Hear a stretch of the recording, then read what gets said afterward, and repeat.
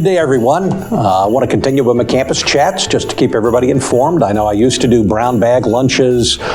We used to do pizza with the prez and all sorts of things on campus. But obviously, in the time of COVID, we want to try to mix it up a little bit. Obviously, I'm more than willing to chat with any of you. If you want to stop by and over a cup of coffee and 6 feet, I'd be more than happy to hear any feedback that you have. But until we can get over this pandemic, this is just one of the ways that I wanted to make sure and reach out to the campus community. And so we're going to continue this for a little while. As far as some news, obviously we had a board meeting on Tuesday night. It was a very good board meeting. Of course, the Christmas board meeting is always nice because Lisa Dye and staff do a good job of feeding us that night. And it's always kind of a festive occasion. But there was a lot of important business that happened at that December board meeting. Of course, we passed the tax levy. We're always sensitive to the taxpayers. I appreciate the board stewardship there. There'll be modest increases in the tax levy for next year, but nothing overly substantial or that would require us to go out to the public. So the board is very conservative and very, very sensitive to local taxpayers. So we appreciate that stewardship. We also got to discuss the Carmi Center, and of course it is going to be named the Stanford D. Williams Career and Training Center, and that is named because of Mr. Williams' most generous $500,000 gift to go to that facility. We are so pleased by his vision and his commitment to the college and the northern part of our district.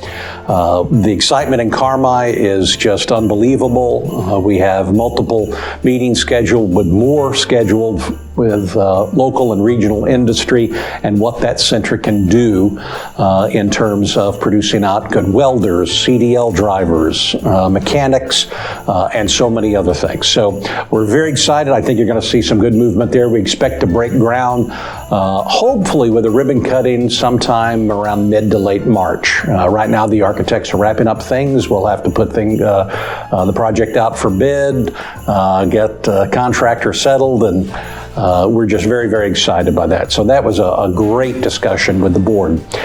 We're also looking at some new grants that we're implementing and possibly getting in some other grants. And of course, we listened to our audit. And while the audit was very good, we did have a few improvements that need to be made in financial aid. And so as a result of these grants, the audit, and really trends in higher education, we've continued some of our reorganizational efforts. We just made some slight adjustments just to help leverage some of the internal resources we have. Ultimately, we are confident that this will not only improve overall institutional operations, but, and most importantly, serve our students and stakeholders in the best way possible. So we're very excited by that. Plus, I think you're going to see a new fusion, a new focus on the fusion between academics and student services. And one of those important fusions is basically our work with student mental wellness. The board and I, and of course other administrators have had great input, have discussed with the board the need for mental wellness counseling. And so we're going to be splitting a position with Rend Lake. They already have one, but could use another part-time, and we definitely could use some help in that venue here. So you're going to see some movement in that area. So we're very excited to do that, and it's just another means of not just retention, but even more than retention, offering our students what they need and what we see happening all around the country and in other institutions of higher education, and for that matter, all institutions of education.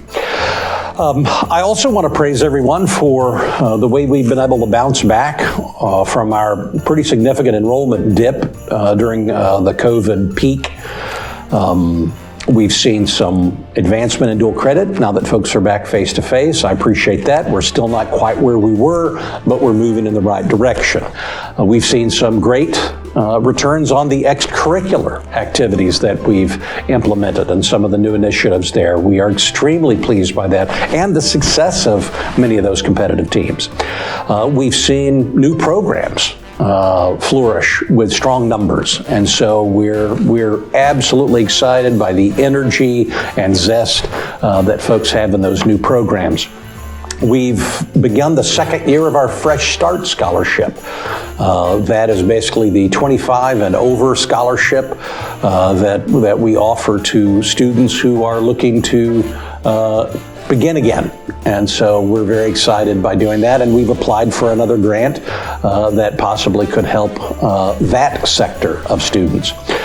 And we have also begun talks with many of our local high schools about an afternoon academy that we should start up next fall. And so we're hoping to see that flourish. Appreciate all the administration and the staff who've worked with our local K through 12s to get that model going. So we're hoping that that's going to be a great infusion of enrollment and recruitment as well, to let these high school students see what we have to offer, especially in terms of career and technical education.